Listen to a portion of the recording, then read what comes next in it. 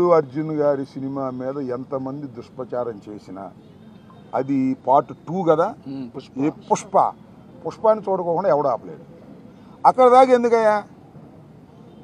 నందమూరి తారక రామారావు గారి కుటుంబం జూనియర్ ఎన్టీఆర్ సినిమాను చూడకుండా బహిష్కరించాలని ప్రయత్నం చేశారా? ఆపగలిగారా?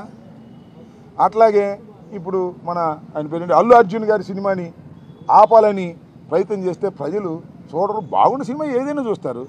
అరే రాజబాబు హీరోగా యాక్ట్ చేసిన సినిమా బ్రహ్మాండంగా చూసామా మేము? సినిమా బాగుంటే, ఎన్టీ రామారావు గారి సినిమాలు బాగోకపోతే ఫ్లాప్ అయినాయండి. ఏం చెప్తాం?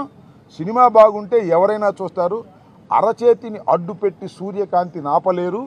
అదేవిధంగా ఇలాంటి ఎదవ పోకళ్ళు పోయి సినిమాని ఆపలేరు అని మరొకసారి నిరూపించేటటువంటి కార్యక్రమం వస్తుంది. అల్లు అర్జున్ అయినా లేదా జూనియర్ ఎన్టీఆర్ అయినా లేకపోతే మరొకరైనా సినిమా బాగుంటే ఎవరైనా చూస్తారు, బాగోపోతే ఎవరు చూడరు. నాకు తెలిసి అందరూ ఉవ్విళ్ళూడుతున్నారు. పుష్ప 2 చూద్దాం, దానిలో ఎంత బ్రహ్మాండంగా ఉంటుందని అందరూ ఎదురు చూస్తున్నారు.